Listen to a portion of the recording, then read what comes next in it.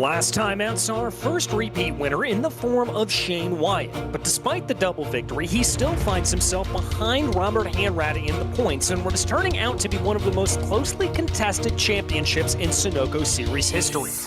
Though, tonight could prove a decisive moment as drivers and teams head to sunny Southern California to test their mettle around the 2.5-mile wide-banked circuit that constitutes Auto Club Speedway. Hello, everyone, and welcome to Round 7 of the 2023 Sunoco Winter Series live here on Podium Esports. I'm DJ Clark, and with me in the booth tonight is Jacob Reeves. Ryan Power is our producer tonight, and he's using cameras provided by the great Dougie Beard. And, well, we often like to talk about this Auto Club Speedway as sort of the ultimate race for a lot of these drivers. No restrictor plates here, Jacob, and that means we are going to see speeds very, very high here tonight. Yeah, that's exactly what I love. Love the speed anywhere, and you're going to see it here tonight at Auto Club. But one thing I do want to mention about this track, it is wide. It is very wide. How wide is it? It is wide as a school bus here in North Georgia, son. 5 lanes wide. You cannot beat this right here. All the way across this racetrack, you're going to see guys spread out, up top, down to the bottom, right smack dab in the middle, all going well close to 200 miles an hour, folks. This may be the best race of the season. Yeah, it certainly could be, and let's not forget about the fact the bumps around here are also going to cause quite a bit of consternation. As we look through the rest of the schedule, we head to Talladega next for another round in the Gen 6 car. That, of course, coming January 10th after the holidays. Then we round out the season up to date. The next gen's at New Atlanta, and the next gen's at New Daytona. Yeah, and that's going to be a bad looking finish for the season. Obviously, Talladega right there in my backyard. New Atlanta also right smack dab in the backyard. You got to finish it right there at the World Center of Racing, Daytona International Speedway. And, you know, DJ, like you was talking about with some of these drivers, with Mario Miranda actually being a little bit down on that cut line right now. He's been leading the points a lot this season. Was not here last week at Daytona. He surrenders it to Robert Hanratty.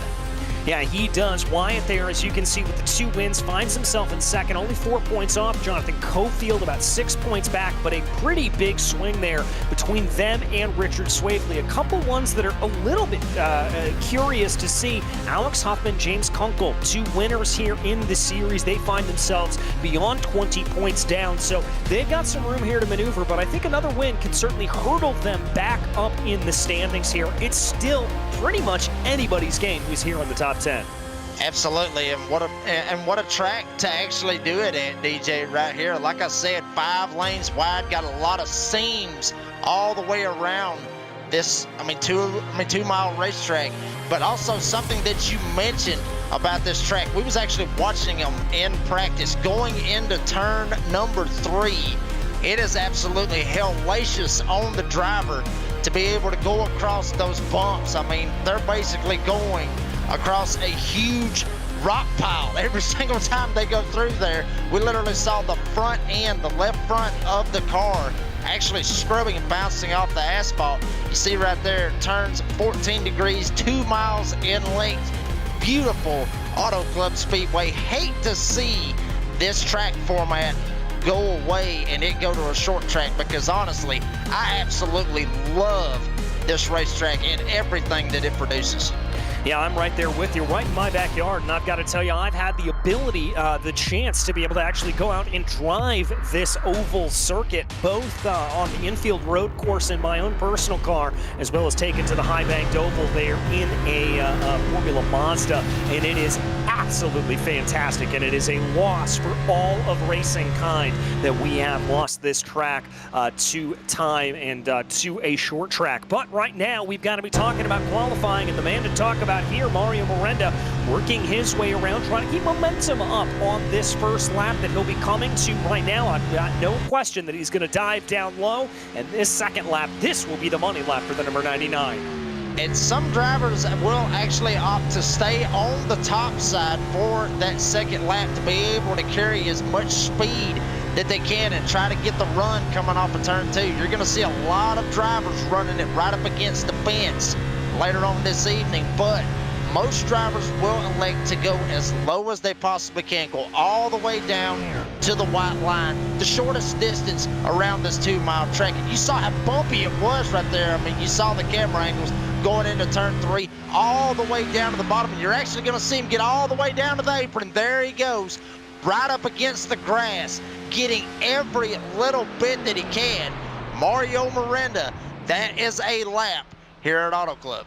Yeah, but only 7th place, and a look of disappointment there for the driver of the number 99 Ford. He is not going to be happy about that. He's going to have some work to do to try to climb his way back up through the order here. Still waiting for times from a few drivers, including Isaac Mock, who we ride on board with right now. This is Mock's money lap coming to the line right now. Let's see what the number 47 is able to do. Only an improvement up to 19th. It also looks like we have Justin Winters and Kip Easley still out on the track, so some drivers waiting here a little bit to see if they want to try to put in a lap a little bit later on in the session. Yeah, and also, I mean, we just showed Isaac Mock. Unfortunate for him last week at Daytona. He was just an innocent bystander to the accident that a lot of people was talking about last week with Steven Stepien and Chris Shoemaker having their little tussle. Had some beef going on last week, DJ. The door banging all the way going down the backstretch. And then Stepien, I called it the way I saw it. Stepien thought maybe it wasn't sending him, sending him straight up into the fence. But I mean, the video tells it. I mean, the video tells the tale, honestly, DJ, of exactly what happened. He got into his back end, literally lifted the back tires off of the ground and sent him straight into the fence. And then once he went into the fence, Isaac Mock was just an innocent bystander, got caught up in it as well. And, Isaac Mock obviously sitting down there in that 19th spot, gonna try to see if he can get something, maybe make something happen here tonight at Auto Club, but he's got to do it all the way from the back. Yeah, he's going to have to do it all the way from the back and try to just work his way up through the order here at this point. Here comes Justin Winters. Winters yet to set a time as he's got about 2.5 minutes left to go on the clock, so he'll have plenty of time to bring that car across here on the number 52. And it looks like here he's going to bring the car up wide and then bring it down low in that wide sweeping arc that we often see here at Auto Club. Everybody just tried to extract the maximum lap time, as we've said, from these drivers, trying to see what they are able to get, trying to see if there's anything to play here. But Winters right now trying to see if he's going to be able to improve. 23rd right now as he runs. And we're going to see what he's got right here as he's got it all the way down to the bottom, going to drift up off the corner, and then watch for him to cut it down on the apron coming off of turn number 4. Here he goes. Actually waits a little bit later than Mario Miranda did to jump down there. We'll see where Winters actually shows up on the scoring pylon. And looks like Winters is actually going to be 23rd. So he's going to be the last driver to take a time. Kunkel actually out on the racetrack right now. Yeah, James Kunkel here, another one trying to be able to get a good time down on the board. He is in 24th as he works his way down through turn 2 right now, trying to see if there's anything to play here for the driver of the number 21 Ford with a minute and a half left to play. Looks like Chris Progar, Casey Knighton, they are not going to make their way out onto the track, so I've got a sneaking suspicion that Kunkel is going to be our last driver to set a time. And here he goes. I mean, actually not as low as the rest of the drivers was. Actually getting loose, coming off of turn 4, almost loses it in qualifying. Oh my gosh, I mean, even in qualifying, these guys right smack dab on the edge, DJ. And this track, as we mentioned, very, very bumpy. And you see the frustration. I mean, he's just going to send it through the grass, send it straight into the wall. Unfortunate for Kunkel right there. Looked like he was actually going to have a hell of a lap, but I mean, unfortunately getting loose off of turn 4. Well, that's exactly the kind of margins that we're dealing with here. And when we talk about some of these super speedways, I think oftentimes it gets a little bit mistaken that these are tracks that are easy to drive. They're not. They are very difficult circuits to get right. And Kunkel, they're showing us just what can happen if you get things wrong.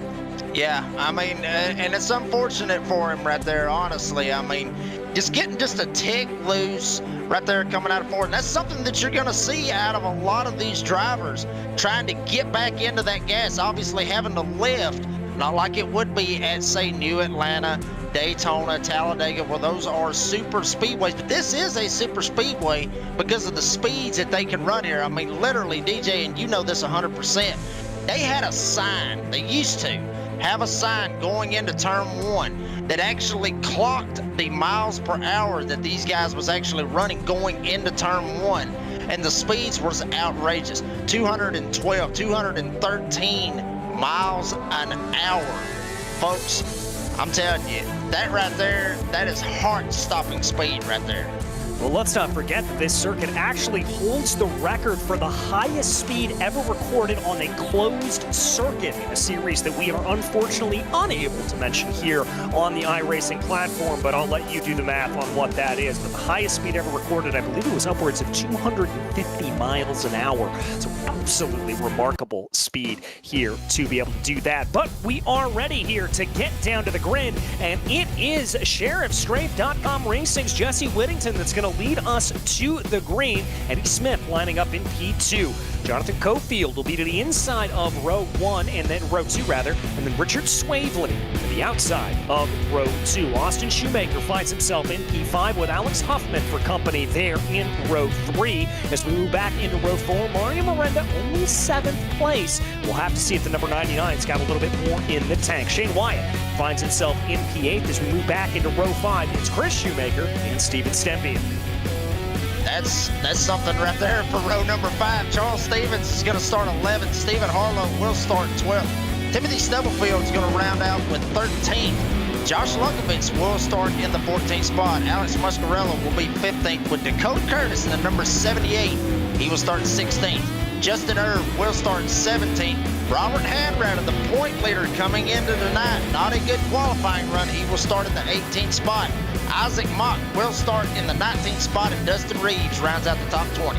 Moving back into 21st, it is then Chuck Phelps, followed by Kip Easley in 22nd. 23rd will be Justin Winters. James Kunkel lining up 24th following that crash. And then it's Casey Knighton and Chris Progard, two drivers that did not qualify here for the night. All right, 70 laps, 140 miles around this 2-mile temple of speed. A pit road speed limit of only 55 miles per hour. And as always, no fast repairs and 3 green-white checker attempts. They've got 3 additional tire sets to what they've got on the car right now. Fixed setups with 100% fuel means everybody's running on the same stuff. They've just got to find out what they are able to get. Quickly here, Jacob, what's going to be the key to getting your way to the front of this field? It's going to be about them tires. You got to be able to save these tires on this old asphalt here at Auto Club. Got to save those tires and get the draft and carry as much momentum as you can. That's the way to do it. All right, well, Jesse Whittington brings us around into the Geico's starting zone as there goes the green, and we are racing here at Auto Club. It's a pretty good getaway for Knighton, but I believe that's Jonathan Cofield in the 58. Immediately going to try to take a little bit of a look and take this 3 wide coming down into turn 1. And Cofield sends it, and Cofield is clear. He has got it all the way. Cofield to the lead. Eddie Smith up here on the top side. He's going to get the run. Wow, Jesse Whittington got split the difference. Now here comes Eddie Smith. Gets a run. Gets the draft off of Cofield. Here comes Eddie Smith for the lead. All right, everybody trying to slice and dice their way forward here at this point, trying to see if anything's going to be able to play as they look there. Smith not really able to get too much of a good run. Jonathan Cofield in the number 58 going to be closing in behind as the field is relatively single file coming to the stripe to complete the first lap. Everybody trying to use the draft if they can, and Cofield's going to use a little bit more. Goes down to the bottom. Eddie Smith tries to jump up to the top. Cofield's going to rub it all the way down to the white line. Right behind him, Whittington and Austin Shoemaker, they battle, but Cofield's still able to hold on to the door of Eddie Smith. Now has to fall back in line. All right, as there may be a little bit of a bump draft coming down into turn 3. A little bit of a look to the outside for Jesse Whittington. We ride on board with Mario Miranda, who's worked his way up into 4th place, diving down on the low side, and he's going to take a 2-for-1 going by Jesse Whittington and Austin Shoemaker, but Whittington's going to carry the momentum up on the high line. Miranda's trying to use the side draft, trying to pull Whittington back, but Austin Shoemaker all up in the back bumper of Jesse Whittington, trying to give him a shove and try to get them both around him. But up front, Cofield still down on the bottom, trying to work this bottom lane. Eddie Smith working those tires up there on the top side. Got to be careful with that. You can really burn your tires up on that top side.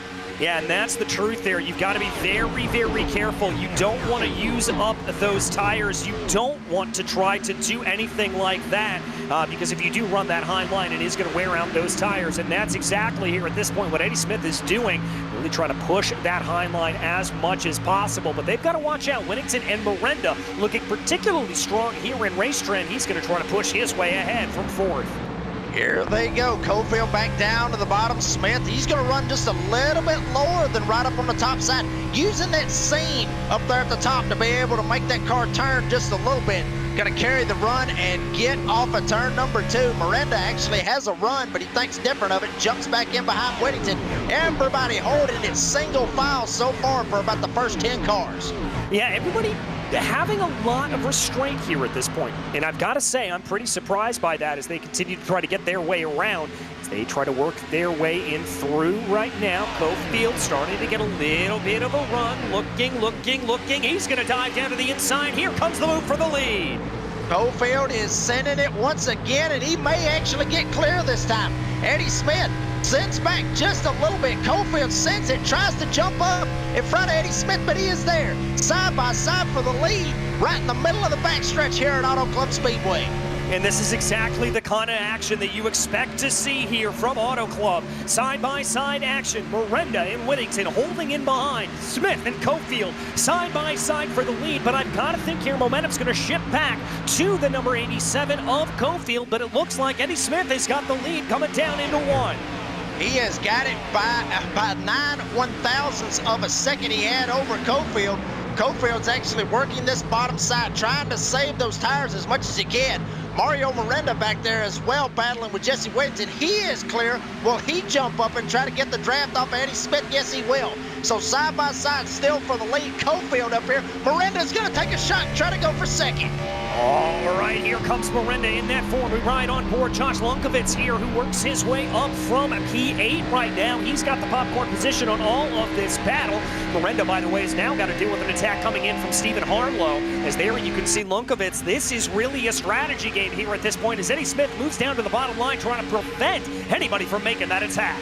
Whittington is shoving Stephen Harlow straight going into turn number 1. Had to get out of the gas before they got to the corner. Didn't want to spin him out. But now Whittington, he's going to jump down to the bottom. Here he goes. Tries to take a shot on Harlow up front. Cofield and Eddie Smith still fighting very, very hard.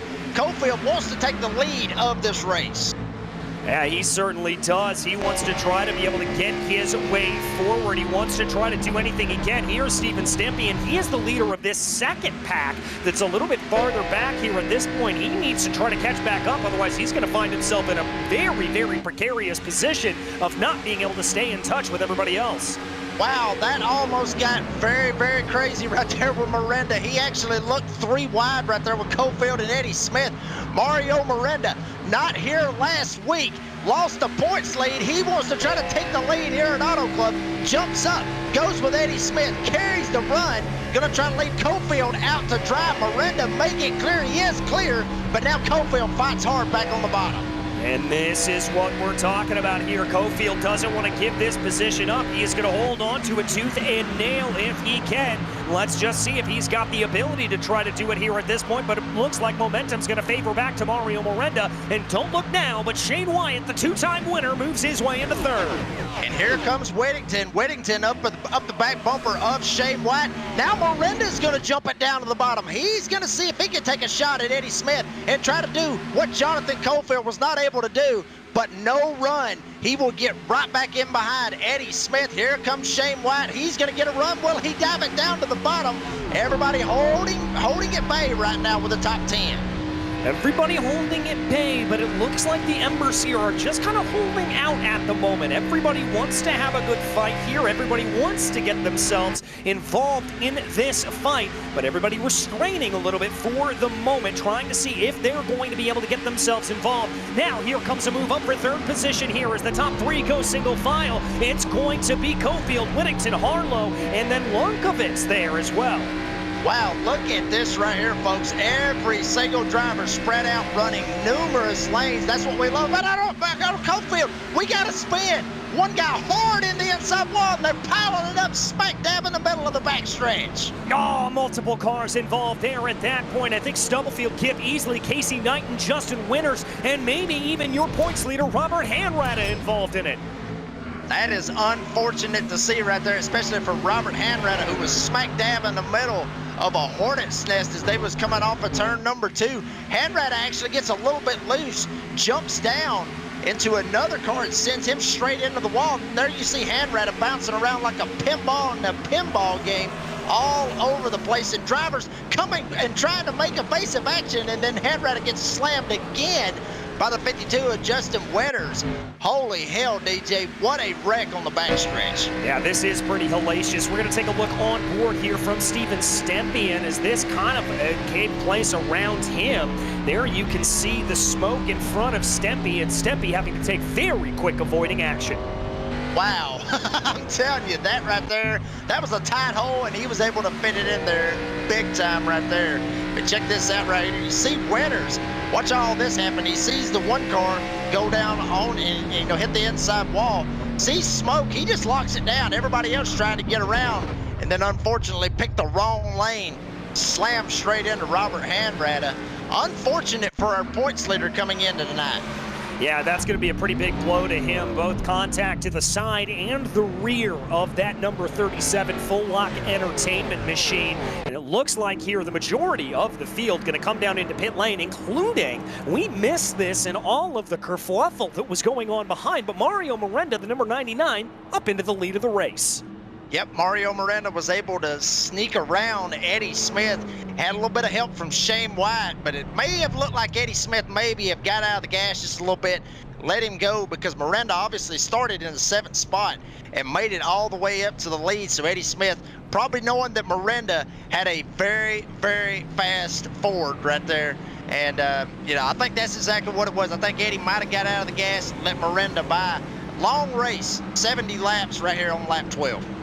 Well, the order coming out of the pit lane right now is going to be Miranda, Smith, Wyatt, Whittington, and Harlow from what we can tell. But we'll be back with all of the racing action here on the Sunoco Winter Series right after these messages. Janice.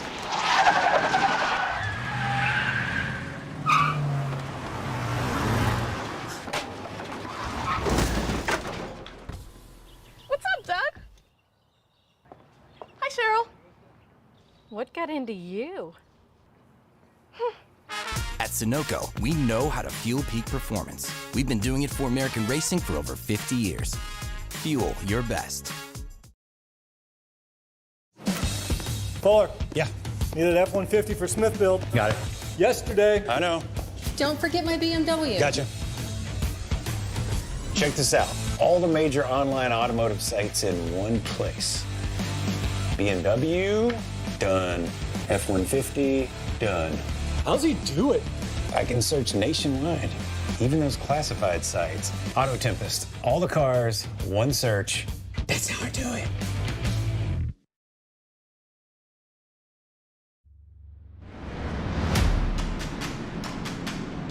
The 2023 Sunoco Winter Series is proudly presented by Sunoco, fueling victories from track to tank. By Max Pappas Innovations, setting the standard in steering wheels and other racing innovations. And finally, by SKSimRacing.com. Drive what champions drive. Well, Jacob, we saw our first little bit of hardship out on the track, and we've seen now one of the championship hopefuls, the one that we've had circled for the majority of this season, Mario Miranda, move his way back up to first place from starting in 7th. And then, honestly, another driver, Robert Hanratta, who's had a fantastic season coming in with the points lead here this evening.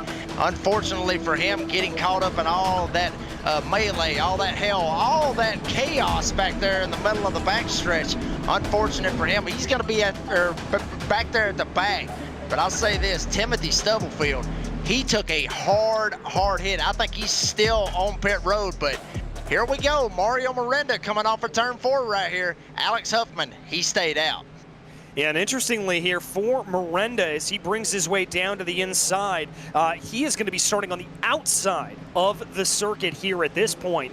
So he will be able to control the field here as they go. As Miranda gets his way into the Geico restart zone, there goes the green. We are back racing once again here from Auto Club Speedway, and it is a lightning start from Alex Huffman. Huffman was your leader. He opted to stay out on those tires, and Miranda here at this point going to easily work his way by on those 10-lap newer, fresher tires. Oh, some close running there with Eddie Smith, though, and Shane Wyatt as they work their way by the number 11. Eddie Smith saw a hole, and son, he took it. He sent it all the way around Alex Huffman, but unfortunately, Shane Wyatt had the run on the top side, was able to make it work. Here comes Eddie Smith battling back on the bottom side. Shane Wyatt, he is up top. Jesse Whittington back here as well, trying to fight it out with the rest of them. And Jonathan Cofield up here as well, as Mario Miranda still leads. Yeah, and your pole sitter, or your leader off of that restart, already down into 8th place. That is just what new tires will do for you here at Auto Club Speedway. But right now, here comes the battle. Miranda still leading by about 2 car lengths down on the low side. A side-by-side battle between Shane Wyatt and Eddie Smith. Whittington and Cofield going to be Noah's Ark behind them as well, as we're looking at 3 wide here. Jesse Whittington thought about it for a moment, but they'll get themselves sorted out before turn 3. And here comes Jonathan Cofield. Jonathan Cofield, the man that won at Talladega just a couple of weeks ago. Here he is up here trying to get up here and get the lead. Jumps down to the bottom, but he's going to get freight train. Miranda, Wyatt, Eddie Smith, Jesse Whittington, all of them going to go around him on the outside. And here a little bit of momentum will shift back to that machine, but it doesn't look like enough. A big move around the outside for the 87 there of Eddie Smith, but that momentum's also going to run out as well, but now it'll come back into play as he gets the draft off of Mario Miranda up into P1. That will be Eddie Smith into P2. Wyatt going to put a little bit of a block there on Jesse Whittington, and now here comes the 87 down to the inside.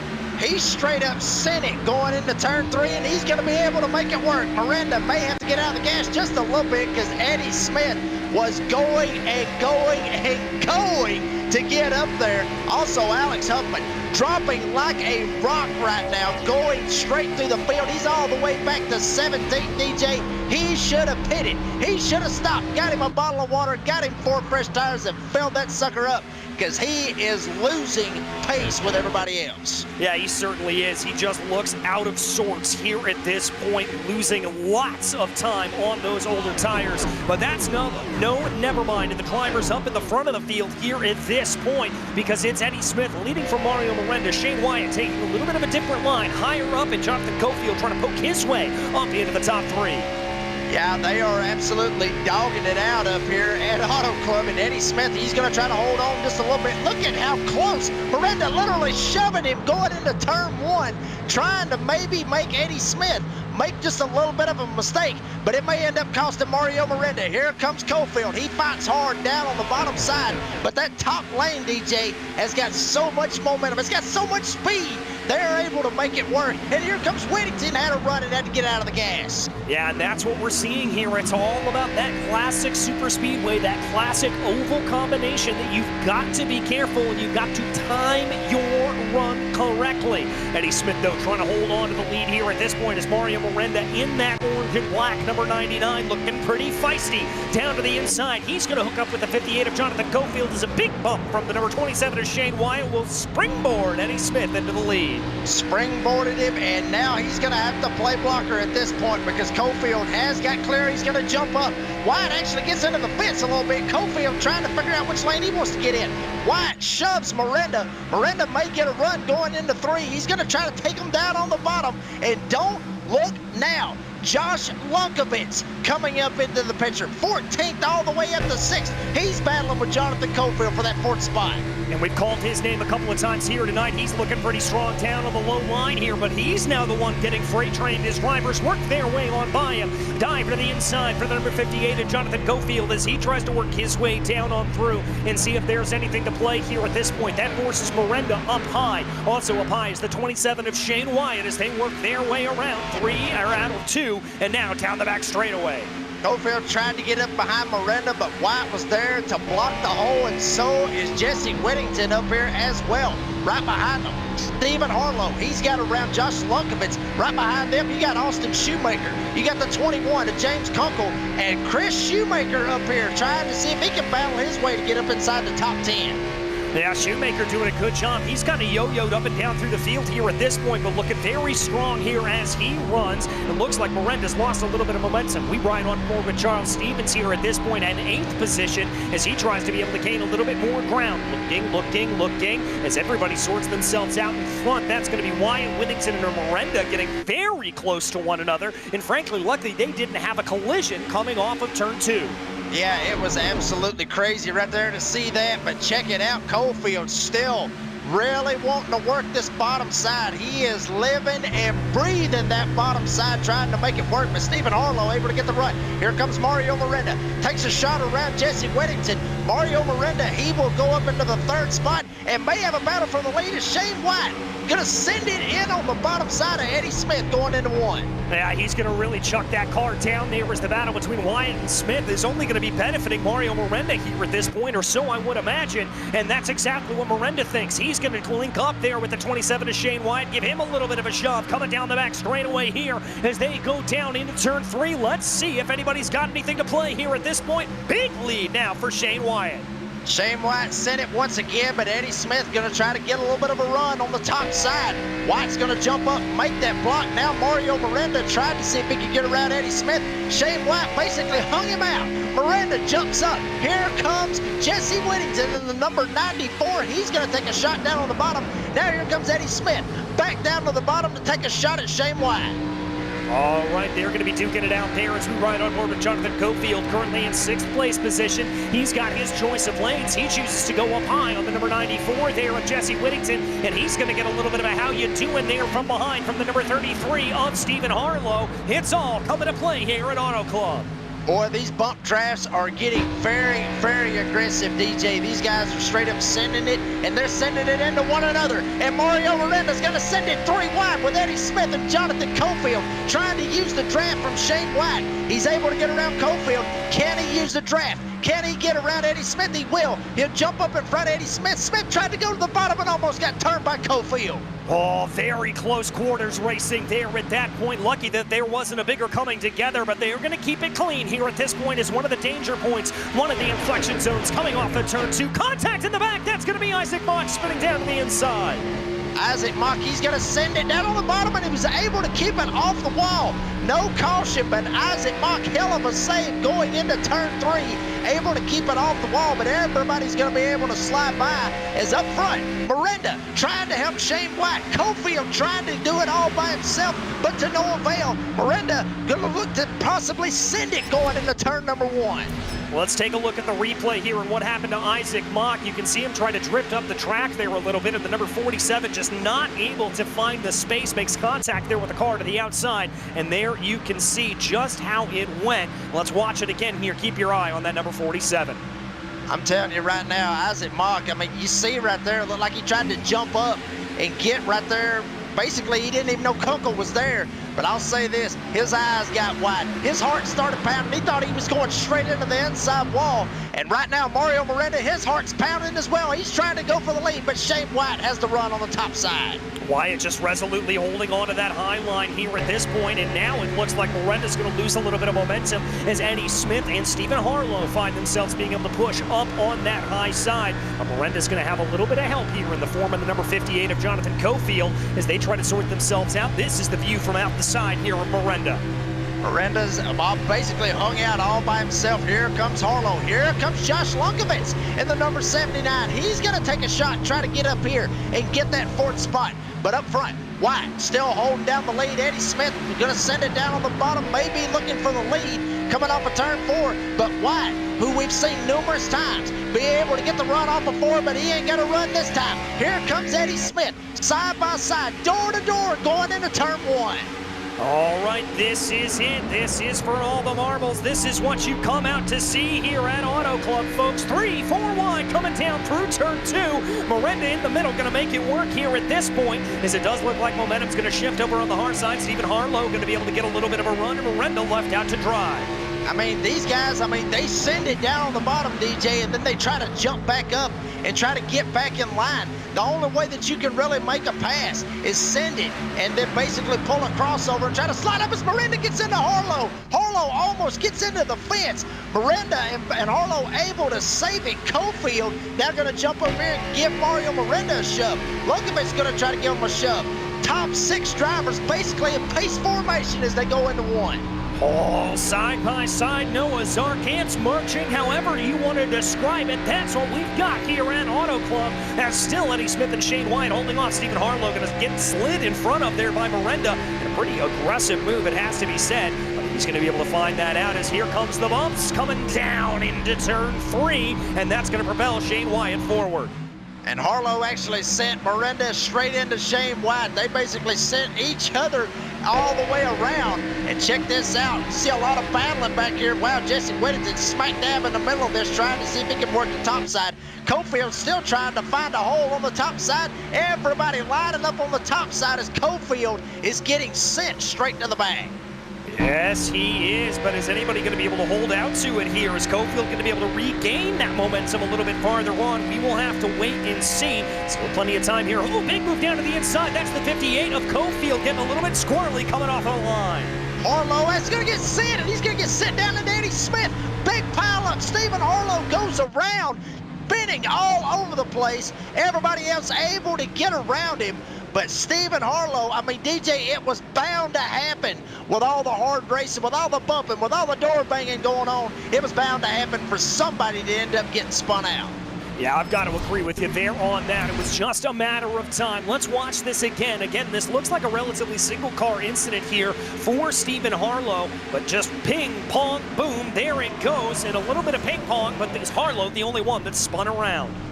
Yeah, I mean, but it actually all started coming off of turn number 2. I mean, you know, you had Harlow up there with Miranda, sent it straight up into him, and then Jonathan Cofield, poor Jonathan Cofield in the 58, had nowhere to go. And then everybody trying to merge back up, and you see Chris Progar right there in the number 7. He came off the wall, probably hit them bumps that I was talking about going into turn 3, and that's what sent his car straight down in to Stephen Harlow. You'll see it right here. Actually, he got up.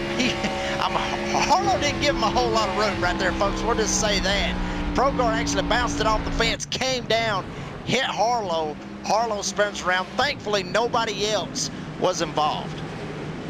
Yeah, now the question's going to be is who dives down into pit lane. We are just shy of the halfway mark here at this point, and it looks like the entire field opting to get those 4 fresh feel goods on the car. Shane Wyatt will lead the field down in. Everybody easing it down pit road. Got to be careful. 55 miles an hour. Do not speed. You don't want Barney giving you a speeding ticket right here before Christmas, folks. You don't want to do that. You don't want them to get their quota. Everybody trying to ease it down. You see White in the box. Miranda in the box. Whittington gets in the box. Eddie Smith, all of them coming down. 4 fresh tires right here, DJ. Gonna fill it up with Sunoco Racing Fuel. Oh, and a big miss there for one of the drivers. I'm not entirely sure who that was. That blue machine, that's Austin Shoemaker, missed his pit box by a country mile here at this point. The race off of pit lane is done, and it looks like Mario Miranda will get back into the lead. Then it looks like Shane Wyatt, Jesse Whittington. No, make that Shane Wyatt, Josh Lunkovitz, Jesse Whittington, and Eddie Smith your top 5. All right, that's going to lead us right into another break here for the Sunoco Winter Series, but we will be back when this yellow flag is done, so stick around here on Podium. Hi guys, today me and Moose welcome to my extremely formal presentation of my 2 latest creations, the MPI Sync Chassis and the MPI Foldable Stand. When I created the MPI chassis, I wanted to have everything included, what it means. So in the MPI chassis, I wanted to have everything you need besides the electronics. So it has the keyboard tray, mouse tray, adjustability, TV stand, computer stand, super stiff pedal assembly, a seat that if you want, if you don't have a lot of space, you can fold it. If you have limited space, I solved your problem. The MPI wheel stand, you can use any component you want on it, and at night, fold in half, very limited space, and you can put it away. You can use your own chair, your own TV, problem solved.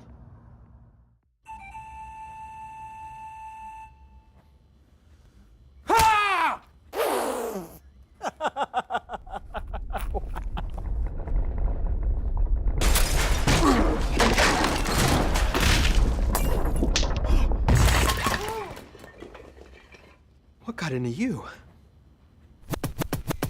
At Sunoco, we know how to fuel peak performance. We've been doing it for American racing for over 50 years. Fuel your best. Fuller, Yeah, needed F-150 for Smith build. got it. Yesterday. I know. Don't forget my BMW. Gotcha. Check this out. All the major online automotive sites in one place. BMW, done.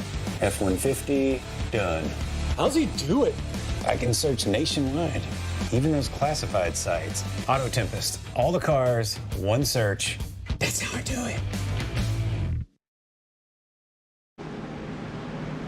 Welcome back to the Sunoco Winter Series live here on Podium Esports. My name is DJ Clark, up in the booth alongside Jacob Reeves with our director and producer Ryan Bauer, pulling all the levers here tonight as drivers work their way off of turn 4. Right now, Mario Miranda leading Shane Wyatt to the line as they will come into the Geico restart zone. All eyes going to Barney the Flagman as there goes Miranda back onto the green. We are racing once again from Auto Club, and a great getaway, Jacob, here for the number 99. That is about the best restart I have seen the leader have all night long, and Mario Miranda needing to try to get back into that points battle, try to get back up there and grab hold of that points lead that he's had for so very long. He's able to get that jump. Shane White, now he's up to second. Josh Lunkovitz, he's actually going to get passed by Jesse Weddington. Everybody's starting to do that snake draft that you see here at Auto Club. Everybody trying to break the draft as they go into 3. That's not quite the dragon move that we had seen from other series, but it certainly is pretty close here at Auto Club. And yeah, you mentioned Josh Lunkovitz lost a position there off of the restart. Looked like he got a little bit loose coming through turns 1 and 2. But at this point, Miranda will lead to the stripe, and everything starts to accordion up once again, as we've seen. Shane Wyatt, though, going to stay in line. And now here comes the big decision point. That's going to be Lunkovitz taking a look out to the outside. Here comes Eddie Smith riding in the middle. We ride on board with the 87 of Eddie Smith right now. Moves up to the high lane a little bit earlier. He's going to try to get a run coming down the back straightaway. And we got a huge pileup back here. I mean, wow, the 21 of James Kunkel also getting involved right here. Huge pileup coming off of turn number 2. Looked like that was between Kunkel and Isaac Mock as they came off of turn number 2. Wow, you'll see it right here on the instant replay. Check it out, Kunkel all the way up to the top side right here. Then he actually takes a shot, tries to go down low of Progar. Mock was there. Actually, Mock came up, Kunkel come down. They actually met right smack dab in the middle. Kunkel goes around, Mock goes around as well. Looked like that was the only 2 drivers from what I can see that got involved. Actually, Dakota Curtis slammed straight into James Kunkel as well as they come off of turn number 2. But those are the only drivers that I'm seeing so far that got caught up in that accident. A little bit fortunate there with that much smoke. That's normally a one-way ticket to disaster. Let's take another look on board here. This is on board the 88, the drop in the hammer team of Steven Stempian, and let's see what he saw. Yeah, I mean, you see smoke. I mean, honestly, you see a whole lot of smoke and everybody trying to find a way around it. But honestly, he dropped the hammer, just like you say. That's exactly what he did. He didn't lift. He kept that sucker in the gas. I mean, come hell or high water, he was going to put it to the floor and send it straight through it. You see Richard Swavely. Richard Swavely actually looked like he was going to do the same thing, but then thought different of it, got out of the gas. And honestly, if he would have kept it in the floor, he would have probably got into Kunkel, and that would have been a lot worse of a wreck than what we just saw. Yeah, I've got to agree with you there. That had disaster written all over it in about 15 different languages. Let's watch on board here Alex Huffman. Huffman chooses to go low down to the inside. You see cars scattering there. And once again, very fortunate that that is all paved down at that point. That used to not be when this track was originally built, and I think we can all agree that it is certainly a good thing that that is paved down there to be able to get all of those cars collected. Well, that's going to reset the field here at this point. Miranda be back in control. Wyatt, Winnington, Lunkovitz, and Eddie Smith, your top 5 here at this point as we take a look live at the virtual driver's wall. And you see Mock, actually Mock the one in the dark. I mean, you can't even really see him right now on the screen. I mean, check it out. You barely can see him right there. You can see the glasses, barely see the tape on the steering wheel. Well, I'm telling you, folks, I mean, you thought my room was dark. Holy hell, his room is pitch black dark. for Isaac Mock, but there you see Miranda, Steppe, and Lunkovitz. You see them all right there. Even the Marine man, Charles Phelps, he's flexing some muscle here tonight. And Charles Phelps, he's doing a fantastic job as of right now, trying to see if he can get through it. Got the American flag, got it all rocking and rolling here tonight.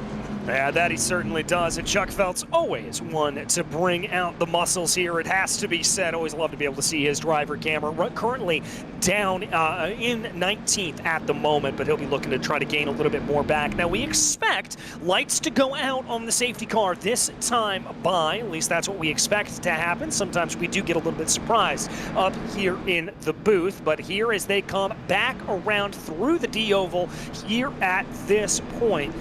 Let's see what it is. And the lights are indeed out. Green next time by. And folks, I'm telling you, if the first half of this race has not already knocked your socks off, if it's not already made the hair stand up on the back of your neck, on your arm, on your legs, anything where you got hair at, we'll just put it to you that way. I'm telling you, this second stage, I'm telling you, is going to really knock your socks off, because as we've seen, these guys been very, very aggressive throughout the first part of this race. It's only going to get more aggressive. The intensity's only going to get higher here at Auto Club, because all these guys know that there's a points battle that they're trying to be right smack dab in the middle of, and also get a win here at Auto Club Speedway. Well, let's not forget the fact with that points battle, Robert Hanratty, your championship leader coming into this round, currently finds himself 25th all the way down through the order. So that top spot very much up for grabs. And your leaders here at this point, Mario Miranda, Shane Wyatt, they are 1 and 2 at the moment. So that is going to be certainly playing on their minds here as they go. Jonathan Cofield, by the way, down in 8th place. So still some good points here to be scored for the driver of the number 58. Excuse me, he's in 7th position here as they run. But here they come to the line. Mario Miranda once again going to be bringing this field back around to green as we are over the halfway point from our race here at Auto Club Speedway.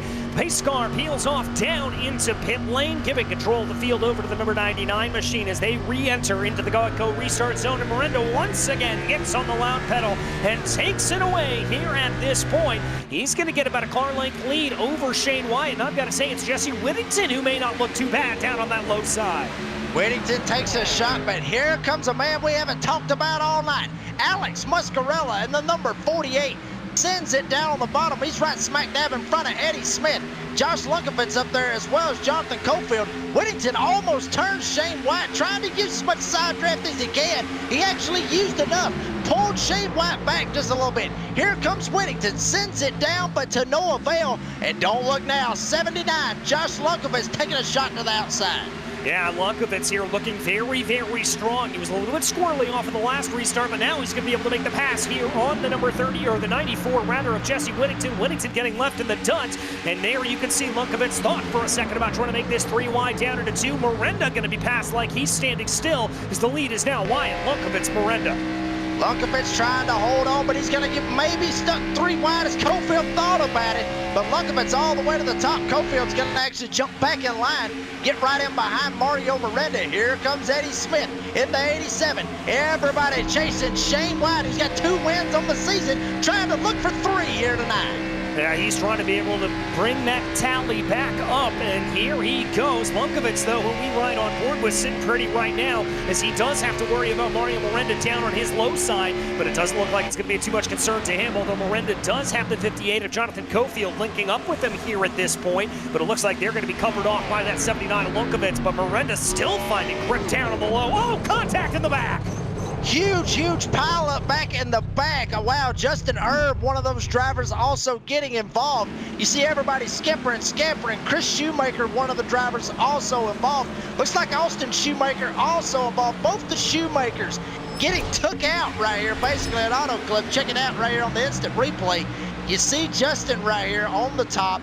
You see, actually, it was a little bit of a stack up. You had Curtis and Winters. They actually got out of the gas. And then Herb just sent it, and then bam, both Shoemakers. Actually, it looked like Austin may have got into the back of Chris, or actually, rather, it was Chris that got into the back of Austin, sent him straight around. And Steven Stempien right smack dab in the middle of every bit of this. I mean, check it out. I mean, Herb right up in the fence. Shoemaker actually tries to cut down, tries to get around him, and ends up sending Chris straight hard into the outside retaining wall.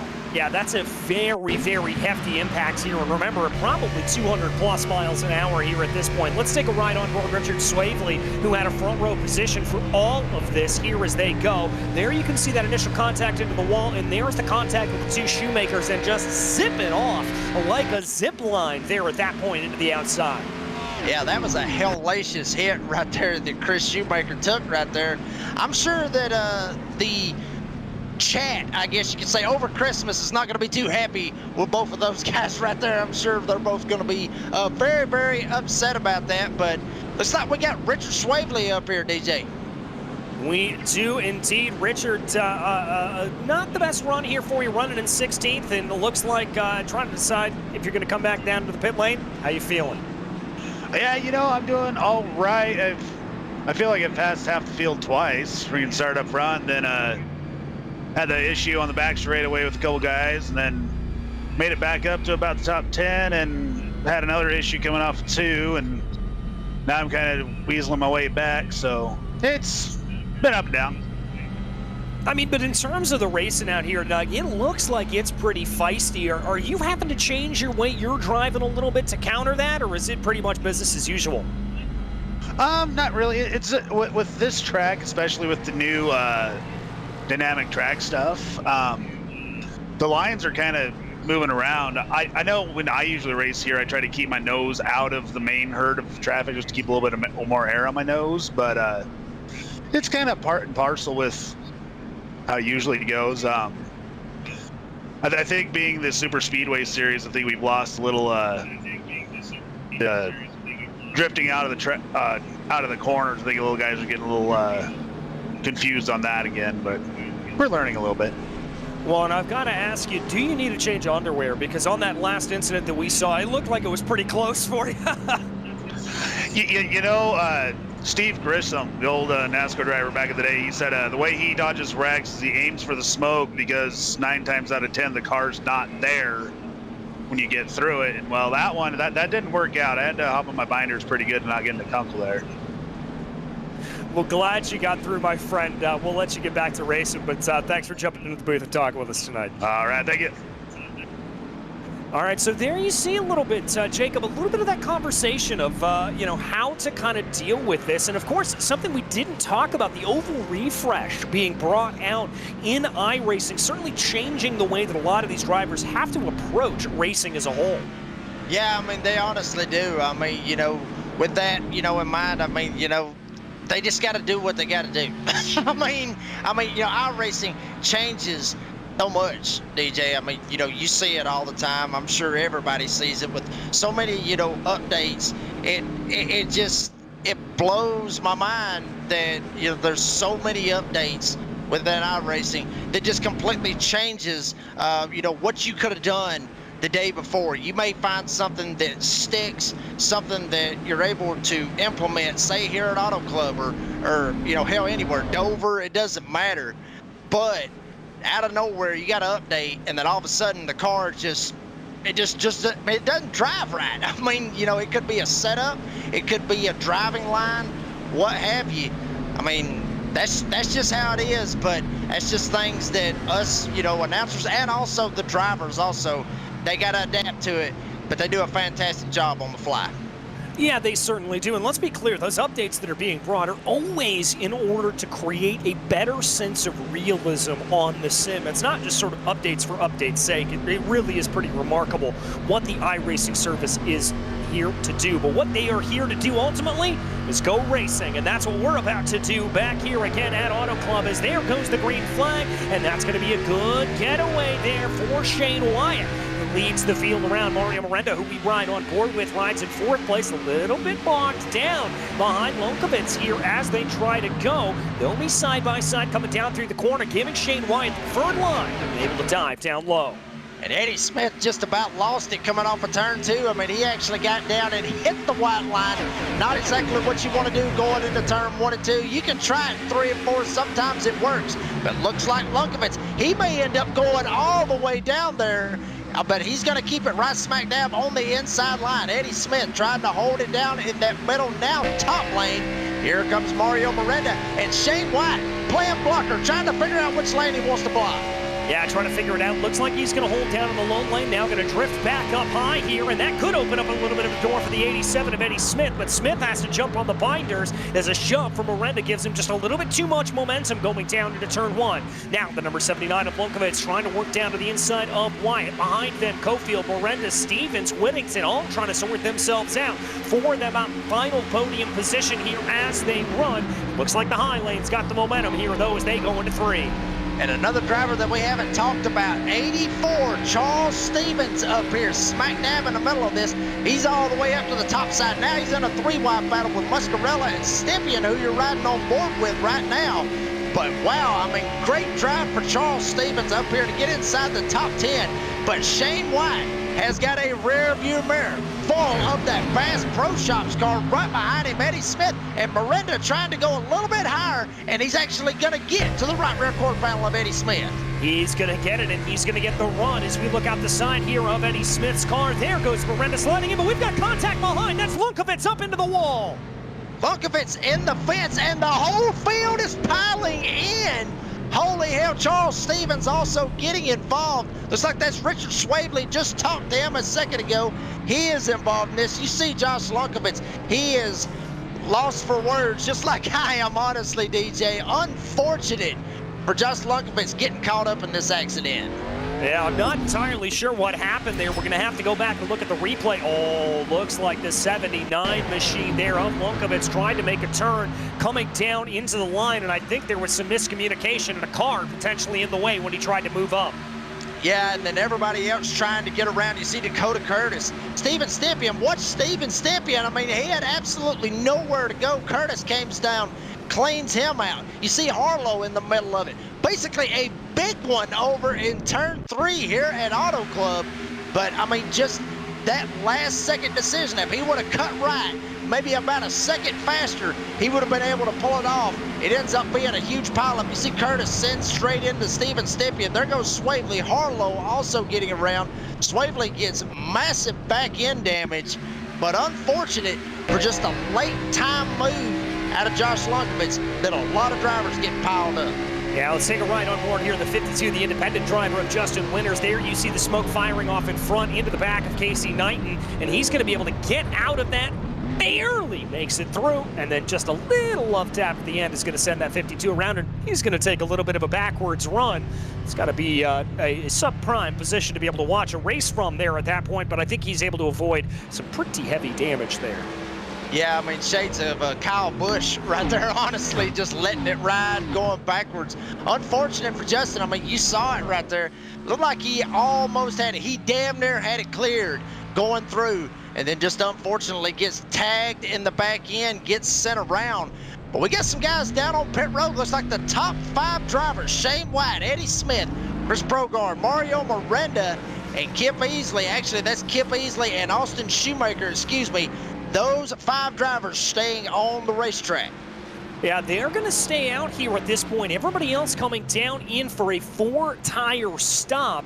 And I've never been the best at math here, and we always have to give the caveat of never trust a commentator's math. But I think that means they're out of tires here at this point. So they've got to make this 23-lap dash to the end on a fresh set of tires. But we will find all of that out, when we come back right after this.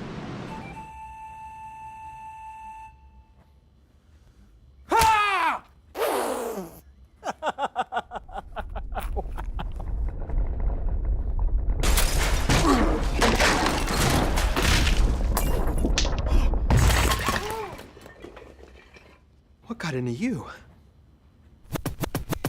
At Sunoco, we know how to fuel peak performance. We've been doing it for American racing for over 50 years. Fuel your best. What I'm really proud is that I own MPI, the steering wheel company, and I'm building the steering wheel. This is my creation. This is yours? Yes. It's so sexy. The steering wheel, it's a very unique thing. It's shaped on the hand of Scott Dixon. His hand. Yeah. This grip has 27% more grip feel than suede. Scott in the race is gonna make less effort when he drives. When you're in the car, he's like having 40-pound dumbbell like this, maybe more in the car. For how long? 3.5 hours. You know, average heart rate in the car, never below 150. Never below 150. You need to be a real athlete to drive. Yeah. They exercise every day. So this is my creation. The 2023 Sunoco Winter Series is proudly presented by Sunoco, fueling victories from track to tank. By Max Pappas Innovations, setting the standard in steering wheels and other racing innovations. And finally, by SKSimRacing.com. Drive what champions drive. Well, after what can only be called the big one here at Auto Club Speedway, drivers circulate their way around through turn 4 right now, and it's familiar names up at the front. Some drivers that are taking a gamble on strategy. Will that strategy play out? Well, let's find out in the final 22 laps here for the Sunoco Winter Series. Here they go. Shane Wyatt gets on the lap pedal, and Jacob, we are back racing once more.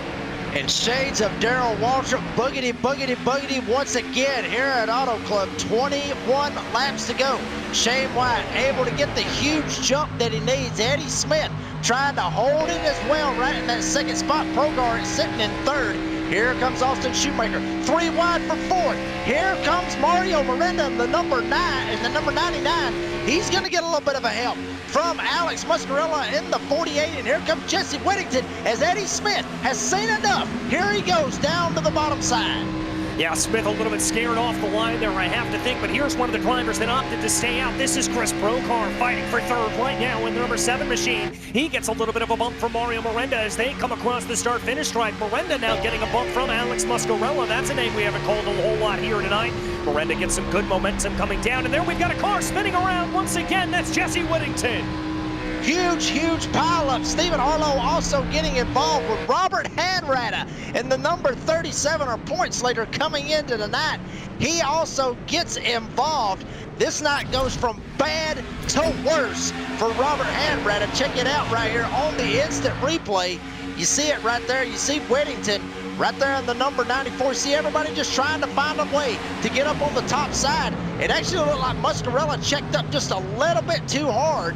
Then you see everybody piling in, and then Alex Hanratta, you saw him up there on the left part of your screen, our points leader, getting involved as well. But wow, huge, huge pileup right there. Austin Shoemaker was actually the one that got in to Jesse Whittington, set him around. There you see Charles Phelps also getting involved, Richard Swagley also. But wow, huge pileup, second big one, basically 2 cautions in a row, DJ.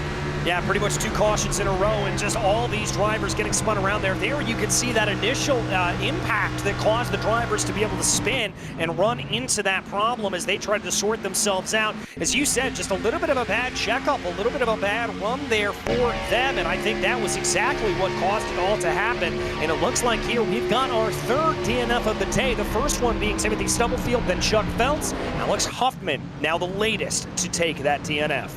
Yeah, and unfortunate for Huffman. I mean, he was at that point, like Richard Swagley said, just try to go where the smoke is. Well, at that point, he really didn't have a choice. It was either send it or let off the gas. And honestly, if he would have let off the gas, he would have probably been screwed either way, honestly, because you see so much chaos, so much smoke, so much stuff going on. You see Josh Lunkovich right there in the 79. He also gets involved in this as well. But wow, I mean, literally half the field piling in going into turn 1 with huge, huge championship implications with this accident right here, DJ. Yeah, and you mentioned it, Hanratta just not having the day that he needed to have to be able to capitalize on that championship lead. He's going to find himself far down the order here at this point, and indeed, we've got about 10-15 drivers down into pit lane. If you're just joining us, I am DJ Clark alongside Jacob Reeves with Ryan Bauer in the production booth, and we are watching the Sunoco Winter Series here live on Podium Esports. 18 laps to go from Auto Club Speedway as everyone tries to fan themselves out and get themselves sorted here on what has been, it has to be said, especially for this Sunoco Winter Series, which has frankly prided itself on clean racing, a little bit of a scruffy race here tonight.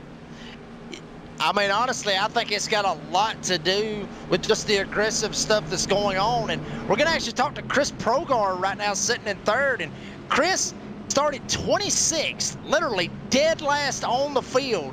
You're sitting in third right now. What's it like out there, bud? I'm having a great time. I don't know. I've been riding. I mean, I know I hit Steven off the wall, but other than that, I mean, it's been a good time. Car's loose, so I'm just enjoying myself. What's it gonna? Oh, go ahead. I'm sorry. Go ahead. I was gonna say it's a Sunday drive on a Wednesday night. Well, Sunday drive on Wednesday night, but what's it gonna take to be able to get that number 7 up there and get the win right here in the next 17 laps? I don't know. I mean, I'm on older tires. Mario's pretty aggressive, and you know, Alex is right behind me too on fresh tires. So, just gonna hold my line and hope. Chris, you got any shout outs that you want to give before you go back green? Just Fastenal. You know, I wear the Fastenal blue every week, and Bodyguard is our safety line. It's on the car for next couple of races. So that's Chris, that's all I got. All right, well, Chris, we appreciate your time and good luck, buddy. Thank you. All right, that was Chris Procar, third place right now. And as you said there, Jacob, one of the few drivers that did not come down into pit lane. We'll have to see if that plays out. Maybe if there's a little bit of another caution here coming to play, something could come his way and make things a little bit easier. But that is all to be decided here. Take a look on board the drop of the hammer driver, Muscarella, who is up 10 positions into 5th place here. He's a name we haven't called, but looking very, very strong. Chris Progar, though, your biggest mover on the day, he is up 23. Yeah, and another driver that's been up a lot of positions as well is the number 8. Right there behind Alex Muscarella. Kip Easley in the number 8 started 22nd all the way up to 7th, but here we go again. Right here, smack dab in the middle of California, DJ. Back into the Geico restart zone as Shane Wyatt gets this field around to green. It's not the best restart we've seen here, as indeed he's going to find himself under a little bit of pressure from the likes of Eddie Smith, Chris Procar, Mario Miranda, and Muscarella. But he's going to move up to that high line to defend here as they run, and he's going to be able to hold it. Miranda once again using those fresh tires to prime advantage. He's going to go up high. Miranda trying to work the top, and he's going to be able to make it work. Progar's going to get sent. He gets sent from Eddie Smith. Mario Miranda also involved. Eddie Smith gets into Progar, sends him around coming off of turn number 2. Once again, caution here at Auto Club. Holy hell, DJ. Once again, playoff championship implications right smack dab here in the middle of Southern California. We got to jump back to take a look at the replay on this, because this was fast and furious here, the way this all developed out on track. Keep your eye here on Mario Miranda. Remember, he had fresh tires here, so he was probably able to make that high lane work a little bit more. There you see the slide, little bit of consternation, and Progar just kind of moved up the track there, and that's what set off the logjam. And we've seen that a bunch of times here in this race, DJ. We've seen guys think that they're clear, try to jump up, but not able to do it. And Progar just basically came up. I mean, he came straight up the track. I mean, unfortunate for Eddie Smith and also Mario Miranda, who, like we said, was on fresh tires. But you see it right there, Dustin Reeves. Cold trickle style right there, Days of Thunder. Wow, I mean, just smoke bellowing out everywhere. Looks like he was in full send mode with every bit of it. You see right there, yeah, he ain't lifting, not at all. Sent it straight in through there. It looks like that may end up working out for him, because right now he's sitting inside the top 10. Yeah, that could be a move that gets him a top 5 position before everything is said and done. Couple of drivers coming down into pit lane here at this point. Eddie Smith, Shoemaker, Cofield, Winters, Miranda. I think a lot of that is for incident repair here, taking the virtual mallets out and trying to bang on the car a little bit. Absolutely, and you know, I mean, you hate to see it, especially for Mario Miranda. I mean, had a hell of a strategy to be able to try to get those fresh tires, but yeah, well, I mean, here we go. We're actually going to bring in the man that basically just sent it right there, seeing all the smoke. With Days of Thunder, Cold Trickle himself, Dustin Reeves. And this is Jake Reeves, believe it or not, up here in the broadcast booth. But Dustin, what was going through your mind right there when you saw all that smoke going on? Man, I seen the cars coming up behind me that hadn't seen the crash yet. I lifted, but didn't lock them up. And just kind of tried to coast through there. I got through the smoke and seen my teammate on the other side. So it was nerve-wracking for sure, but glad it worked out. That's unfortunate. I thought you sent it in there and didn't lift. But Dustin, I mean, you're sitting at a pretty good spot right now. Sitting in 7th, started in the back, 20th, up to 7th. What's it going to take to get that number 6 up there and get a win here at Auto Club? Yeah, I feel really comfortable on the high side, and I think it kind of took, majority of the rest of the field to learn that it's up there, and you just don't carry as much momentum on the bottom coming off. So that's definitely been beneficial. I was up to 3rd and then got caught speeding, so I had to go to the back again there, but glad I could get back up here quickly. So we'll see what she's got. I definitely enjoying it tonight. Reeves on Reeves here at Auto Club. And Dustin, before we let you go, you got any shout outs before we go back green? Oh, I just appreciate I appreciate you guys, Jacob, and you guys are killing it up in the booth. Shout out to my team, Chris and Austin Shoemaker, and then Garrett Brown. He's usually with us. He's taking a little bit of a break, so shout out to him. And got to give a shout out to my little brother Dakota for running this league with me, and it's been a great time. Dustin, good luck, and hopefully we'll be talking to you soon. Thanks, Vin. All right, well, that was Dustin Reeves. Of course, no relation to our very own Jacob Reeves up here in the booth. But as they work their way back around right now, have these incidents changed the strategy of this race, Jake? I mean, are we talking about a situation where you're going to be driving wildly different now that we have seen yellow upon yellow? Yeah, I mean, absolutely. I mean, DJ, it's 13 laps to go, coming to 12 to go when they take the green flag. All hell's, I mean, it's already broke loose at this point. It really has. But I've got a feeling it's going to get just a little bit further, because every one of these guys up here at the front knows they got a shot to win this race here tonight at Auto Club. Shane White trying to go for win number 3. Alex Muscarella, Kip Easley, 22nd all the way up to 3rd right now. Isaac Mock, unfortunately getting caught up in the accident last week at Daytona. Here he is sitting in the 4th spot. James Kunkel, he has a win on the season, as well as Dakota Curtis, and even Dustin Reeves up here is fixing to get hellacious. It certainly is, but it's all down to the go here of Shane White, who gets a brilliant restart out of the Geico restart zone, and we get back racing here with 12 laps to go from Auto Club Speedway. Wyatt's going to be able to clear Alex Muscarella. Remember, Wyatt, the only driver here up at the front of this pack that has not taken fresh tires. Indeed, he is working on tires that are about 30 laps old here at this point, but you wouldn't know it by the way he's driving. Meanwhile, in the back, that's Isaac Bach and Keith Easley going side by side, coming out of turn 2. They're going to keep it together, and we're going to stay clean and green coming down. Mark able to get the run, and here comes Dakota Curtis in the number 78. Thought he actually lost the front clip of the car in an earlier accident, but he's able to make it work. You see Shane White bottoming out. See the sparks flying all over the place. Muscarella jumps up, looking 3 wide. Here comes Isaac Mock down on the bottom, 3 wide of the line. Mock trying to make this work, and there's going to be contact between himself and Alex Muscarella. 3 wide they continue to be as they dive down into turn 1. Everybody behind them holding their breath as it looks like Isaac Mock decides to back out of it. We ride on board with Josh Lunkovitz, who has been in the popcorn position for the majority of this race. He holds in close behind the number 21 of James Kunkel, not wanting to move down on that low side, as meanwhile up front it's still side by side between Muscarella and Wyatt. Muscarella sends it big time, and he may end up trying to pull the slider right here on Shane White. He will jump straight up to the top, gets loose, White able to get the run. Now Muscarella jumps down, makes the block. All this going on as we get 10 to go, and caution on the speedway. We've got cars spinning down to the inside of the track. Casey Knighton and Kip Easley, I believe, the 2 who are involved in it here at this point. I'm not sure how much damage there is on either of these 2 machines, but I can tell you one thing, the DBR machine certainly looking the worst for wear. That's the number 8 there of Kip Easley. He's going to be able to bring his way back out and on. Let's take a look here on what happened to the number 8.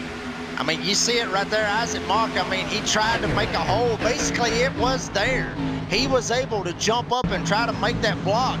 But Kip Easley, you'll see, and right here, here's Kunkel. Kunkel, the other driver that ends up getting involved. You see Mock slides up, and then Kip Easley had to get out of the gas, and obviously slides up, hits the fence. comes straight down into Kunkel. Kip Easley goes around. That's what brings out the caution here with 10 to go. Yeah, let's take another look at this from above. I think that assessment is spot on. The contact there to the outside wall, sending the number 8 around. My question is how did the other car of Casey Knighton, the 28, get involved in it? It almost looks like that was a decision of his own volition. I wonder if that was some kind of maybe mechanical problem here for Knighton, because let's take a look at this. He wasn't involved in this initial play here as they go. Yeah, Knighton just brings the car down. That's very strange.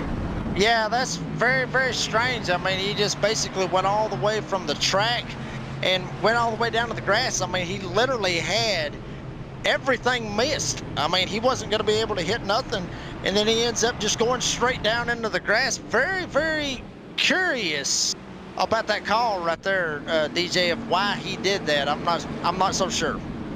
Well, looks like here at this point we are ready to talk to the number 8 of Kip Easley. Kip, first and foremost, how's the car right now? Kip, you got a copy?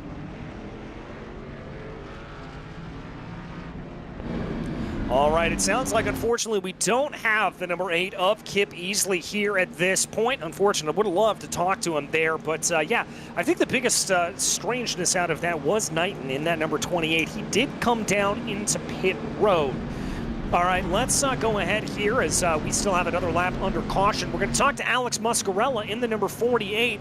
Alex, an amazing climb up through the field here at this point, up 14 positions, and with a lot fresher tires than Shane Wyatt, you've got to be feeling pretty good, knock on wood. Yeah, I just don't know about everyone behind me. I know I got Dakota behind me. I'm going to try to get a good restart with him. And if me and him can clear, I feel good about it because I know he's not going to make a stupid move on me. But yeah, I'm just fucking sending it. Well, gotta love that there for you. And I've got to ask you, does the championship play into your mind here at all at this point? You're 9th in points. Everybody that's ahead of you've had some trouble. Are you doing that math, or did I just throw another wrench into your works? I stopped doing the math when I no longer had a nose 2 straight weeks, to be honest. So I'm just kind of having fun.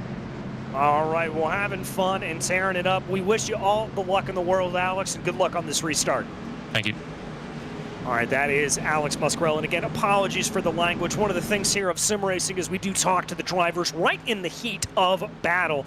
And so at times you do have that come up a little bit more. But let's see here at this point, Jacob, we're going to be coming to the line with 7 laps to go. We're starting to enter into green-white checker territory. Can we stay clean and green to the end? We'll see what happens. I mean, everybody's basically at this point basically going to have to do what Muscarella did and send it. Give it all they have right here. But we've seen drivers be able to try to send it, and we've seen a lot of cautions happen because of that, DJ. Only time will tell if we have another caution or if this sucker goes green all the way to the end. All right, the political answer here out of my co-commentator. I like it, but I, for one, hope we're able to stay clean and green because the racing we have seen here at this point has been absolutely spectacular. Pace car pulls down to the pit lane, and control of the field goes to Alex Muscarella in the number 48. He said he was going to send it. That's exactly what I've got to imagine he's going to be doing, and here he gets the go. Dakota Curtis, his teammate at number 78, trying to hold in behind him as we're back to green flag racing. Muscarella gets a hell of a jump, and you're going to see Shane White and Dakota Curtis. They actually door bang just a little bit going into turn 1. Here's Josh Lunkovitz right behind them, and here comes Dakota Curtis down on the bottom, and then number 78 not able to get the run, but Shane White all the way up on the top side. Lunkovitz jumps up with him. Muscarella playing blocker, figured out which lane he wants to go with. Well, and remember, Curtis and Muscarella are teammates here, so there's got to be a little bit of communication in between the two. Lunkovitz trying to figure out what line he wants to be able to take here at this point. Is now it's going to be Shane Wyatt playing that blocker, and Muscarella off to scamper into the distance, but hello, Mario Miranda. Down onto the apron comes the 99. Looking 3 wide and maybe looking 4 wide. Here comes James Kunkel right up behind Josh Lunkovitz. Sends it in. Mario Miranda sends it even further. He's going to get a 2 for try to go around both of them. them. Miranda sliding up the racetrack, trying to get clear of Josh Lunkovitz, but Lunkovitz able to get the run on the top, and here comes James Kunkel in the number 21, trying to take a shot at Dakota Curtis. He's not going to be able to get anything to play here at this point. We continue right on board with Mario Miranda. There you get a view of him as he works his way down into the corner, trying to make that run on Lunkovitz. Well, Lunkovitz is going to get the draft off in front of him from Shane Wyatt. Miranda tries to pinch him up into the corner and once again dives down low. We've got a car around in the back. Steven Stempien, one of those drivers involved. Looks like Justin Winters in a 52. He's going to go around as well. Big pileup right here coming off of turn 4. And DJ, I think it had a lot to do. You see Steven Stempien, he is, he will be political on this one. He is very, very not happy about that whole deal right there. I think it may have been just a bad move with somebody trying to get clear and it wasn't able to do it. Yeah, that's the number 52 of Justin Winters there that clearly came up across the nose there of Steven Stempien. Really nothing for that number 88 machine to do, and that is going to be the latest DNF on the day, unfortunately. Let's take another look at this from above. There you can see that 52, almost a little bit of how you doing in the back, and yeah, I've got to say there, that is on the 52 of Justin Winters, just didn't get clearing on by. I mean, Stempien, he tried to get out of the gas. He tried to do as much that he possibly could to try to get out of the gas, but I mean, hell, there was somebody there. DJ, I mean, he can't lift that much. I mean, he's got to do what he's got to do at that point. I mean, but unfortunately, Steven Stempien needing a good run here tonight, not able to get it done, and unfortunately, most of these accidents, DJ, is caused by guys thinking that they are clear when they are not. And I think that might be some of the frustration that some of these drivers is feeling, because none of this is their fault. It's always somebody else that's jumping up trying to get clear, and they're not. And I think that showed right there with Steven Stempien, showing how frustrated he was. Yeah, I think you're right about that. And, oh, big hit there for Jesse Whittington, who was an unfortunate collection there of all of those incidents. And it looks like Whittington and Winters have both retired here as well. Let's take a look on board Alex Huffman, who had a prime view of all of this. So there you see that play off. Huffman just down to the inside and nowhere to go, and he collects the number 94 of Whittington. I mean, that's plate racing right there. Even at Auto Club, that is plate racing, basically. You try to take a move. You try to go somewhere. You got to go somewhere with it, DJ. I mean, it's either that or just slam on the brakes, but at least you're going somewhere. You're going backwards. But, I mean, unfortunate right there. Wow, Whittington ends up getting into another driver, sends them around. I mean, literally, I think this may be like the 4th big one here tonight at Auto Club. Yeah, there's been quite a few of them, I'll tell you that, here at this point. But we are going to come back around here at this point. 4 laps to go at the line. And that means one thing and one thing only here, Jacob. It's green, white, checker time. It is green, white, checker time here at Auto Club Speedway. And, folks, you pretty much got everything that you could probably want out of every bit of this right here. You have Alex Muscarella right smack dab up here at the front. You got Shane White up here trying to hold on for every little bit that he's got on the mold tires. You got Josh Lunkovitz, Mario Miranda wanting to be able to try to get back up there, get that championship lead. And Dakota Curtis and James Kunkel, all these drivers, even Dustin Reeves, every single one of them still got a shot to win this thing. Yeah, they certainly do, but I've got to ask you here, at this point, when we're coming down into a green-white checker situation, we're running out of laps. You're not going to be able to pick your lane nearly as much. Do you have a preference, starting outside, starting inside? Is one of those going to be more beneficial to these drivers? I mean, it's tricky, honestly, DJ. If the driver on the bottom, they can get a good jump, especially like Alex Muscarella right here smack dab on the bottom. If he can get a good jump, go to the top. Get the momentum, because we've seen it numerous times here this evening. Shane White, he's been one of those drivers up top. We've even seen Eddie Smith run that top. A lot of drivers. Mario Miranda, very good on the top side. Check him out, starting 4th. He will be on that top side. That's where you need to be. All right, topside predictions here from our own Jake Reeves as they come around through 3 and into 4 right now. Bringing making their way around through, trying to see what's going to be able to happen here as they dive down in the pit lane. Goes the pace car, control the field, back over to Alex Muscarella, and it's green-white checker time here from Auto Club Speedway. A little bit of a bump there for Mario Miranda as the green flag flies once again. Muscarella gets a good jump. Shane Wyatt going to be in clear air, but Miranda coming on like a train with a full head of steam. Here comes White all the way up on the top side. Muscarella tries to jump up. Here comes White down to the bottom. Look out now. Here comes Mario Miranda. He may take a shot on the top side, but Shane White tried to catch him sleeping. Tried to go down to the bottom side, but the top side's going to carry the momentum. Here comes Muscarella. He is clear. Miranda slams him going into turn 3. Miranda going to try to work that top side and try to carry the momentum as they come back to the white flag. But Miranda loses and he buddies up on that high side, but the advantage is still going to play itself out. Wyatt, remember, with 30-lap old tires here, white flag in the air. If they cross the stripe, we are going green to the finish, and that's exactly what we're going to do. It's going to be a battle up for the front. Cars spinning in the back. That's 2 cars down to the inside. Kunkel and Lukovitz down, but the battle for the lead continues on. Muscarella down on the bottom, and Mario Miranda tried to work the top side as much as he can, but to no avail. But he's going to get a run. They're wrecking big back in the back. Mario Miranda trying to use the draft, trying to suck up to Alex Muscarella as they go into 3.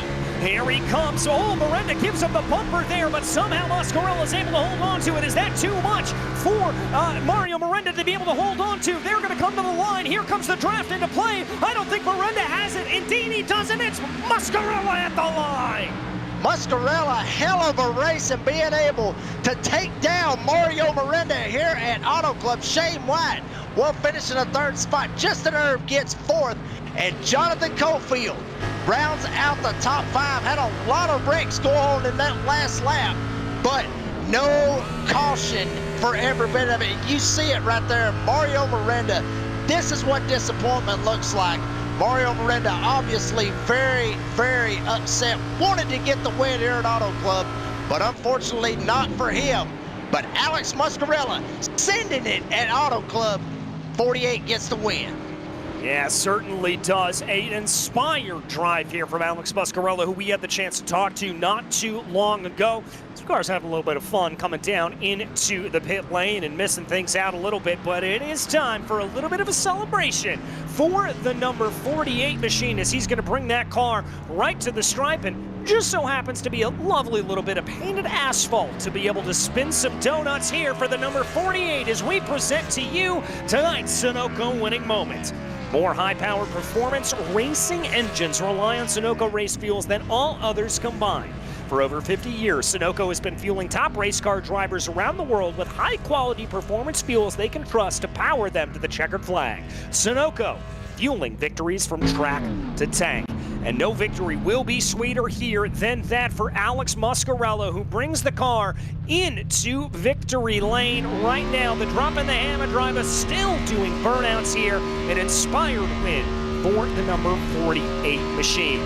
That's going to go ahead and lead us right on into a break here as we continue to watch him burn it on down. But we'll be back in just a few moments' time for the recap of the Sunoco Winter Series live here from Auto Club Speedway, driver interviews, and a preview of next time out. Ha!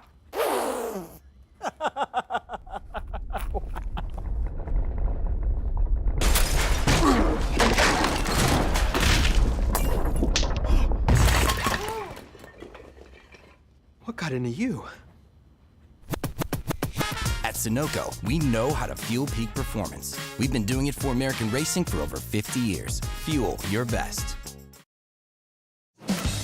Fuller. Yeah.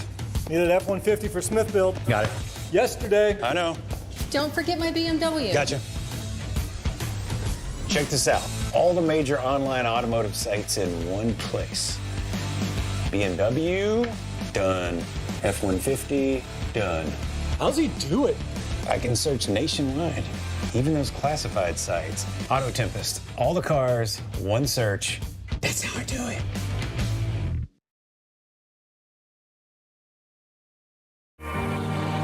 There is Max Papis in the Ferrari. As great a race as Ferrari has ever won.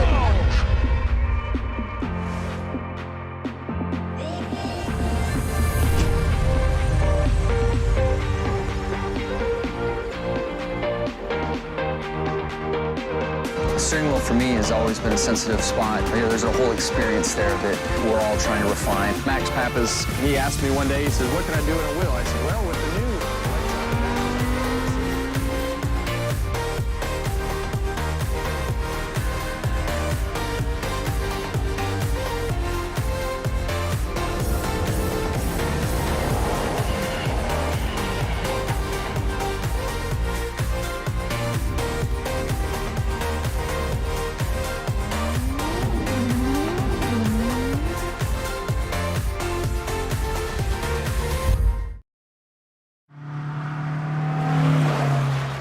Janice.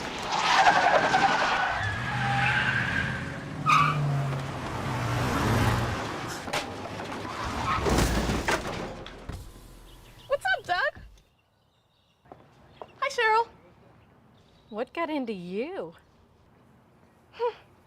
At Sunoco, we know how to fuel peak performance. We've been doing it for American racing for over 50 years. Fuel your best. Welcome back to the 2023 Sunoco Winter Series as we take a look at a chaotic and action-packed couple of final laps here from Auto Club Speedway. It was Alex Muscarella that was able to get a great start off of the line, but keep an eye between the number 48 and that number 99 machine. You saw the 27 of Shane Wyatt try to make the move down to the inside, but that was really his last gasp here, Jake. Yeah, I mean, he tried and done everything he could, and you see Muscarella, he wanted to go. He wanted to be able to try to get up here and get this win. You'll see why here in just a little bit, but Muscarella, he holds it down. And I mean, Shane White, he tried, he done everything he could, like you said, but then it came down to Alex Muscarella. Mario Miranda right here's the white flag. Then you're gonna see a lot of contact back in the back. There goes Kunkel and Josh Lunkovich. Lunkovich hard into the fence, head on straight into the wall. And then after that, the big pileup ensues coming off of turn number 2. And there you see some of them. Actually, Dakota Curtis, Eddie Smith got up in the air. But watch this right here, folks. Straight up sending it all the way. Miranda, full intent of trying to shove Muscarella straight up the hill. But actually, I think it might have hurt his chances at that point because I think he might have pushed Muscarella out just a little bit too far. Alex Muscarella gets the win at Auto Club. Yeah, I think I fully agree with you there about that.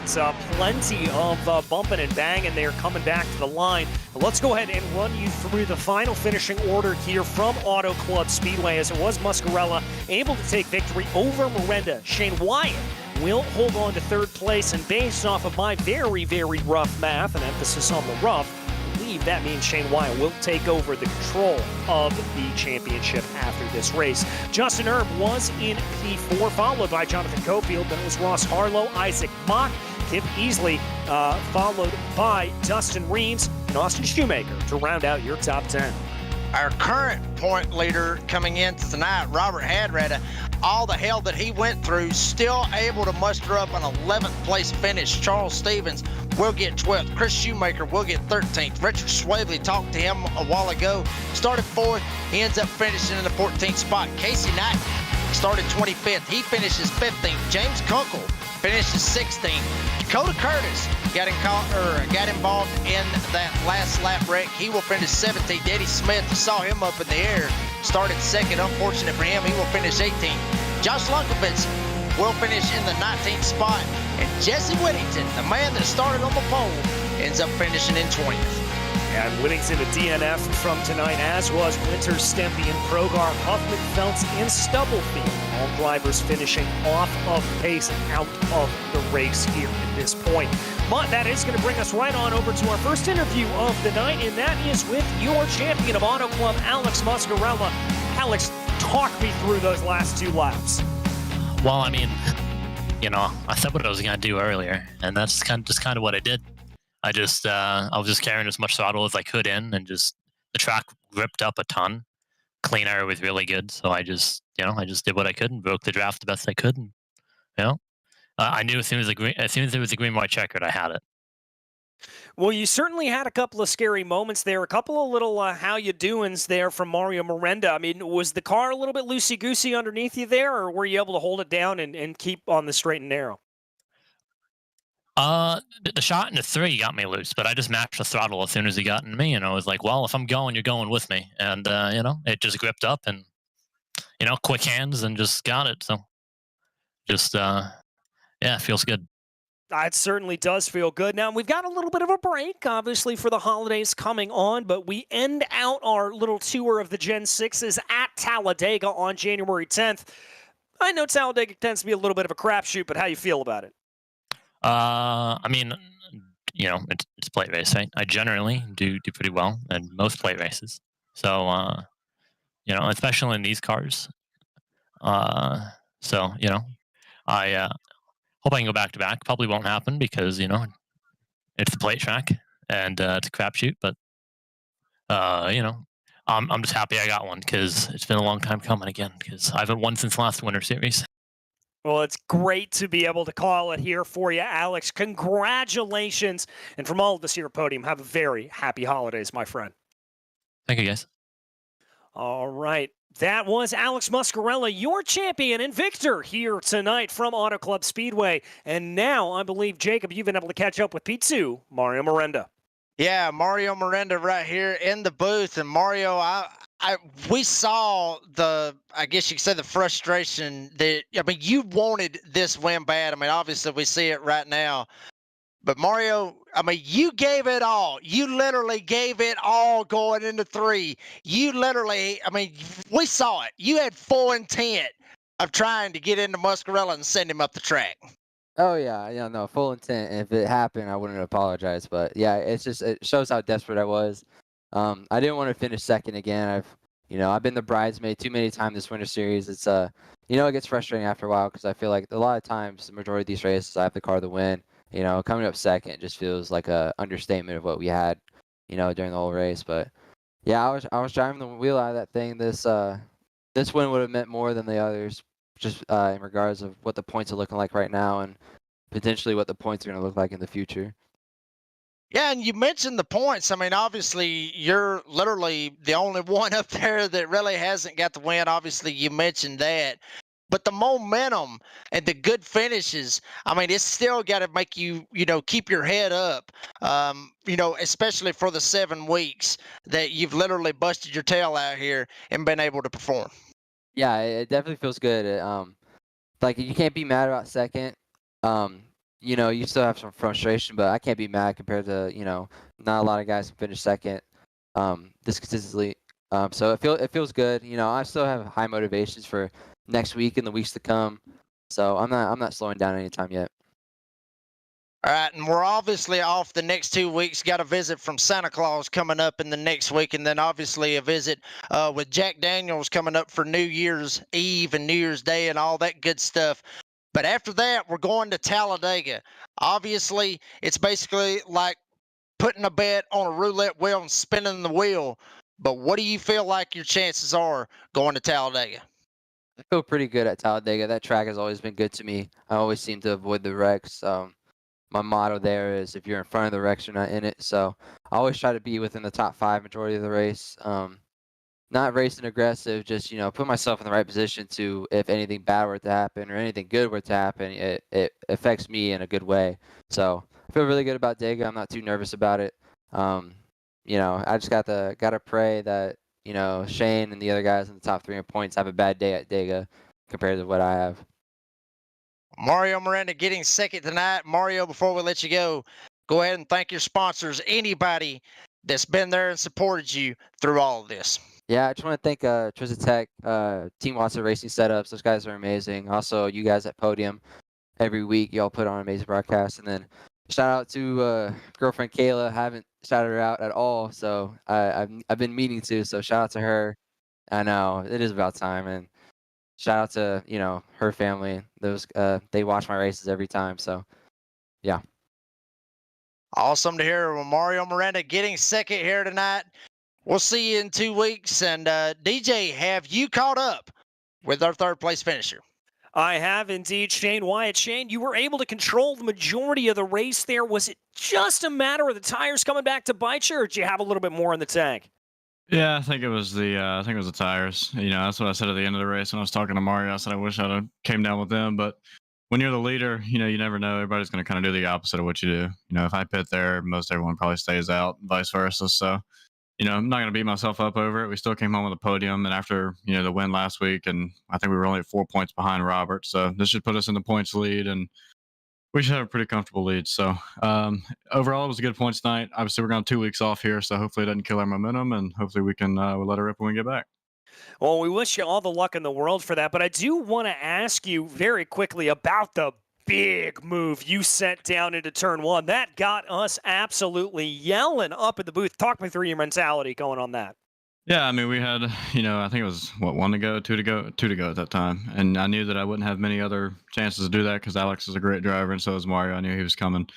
And so I was like, got to do it here. But it was, once again, those things with the tires, it wouldn't stick like it would for everyone else. So I wasn't going to push up and wreck Alex. Alex knows I wouldn't do that to him. So I had to lift, and that's what kind of killed the momentum off the corner. But overall, we did have a great night. We led a bunch of laps, showed everybody that we had speed, and that's kind of been the goal. Obviously, we're coming up from Xfinity, so technically a rookie. So, I've been here before, but I'm back again and ready to show that, I have the speed and deserve to be up here.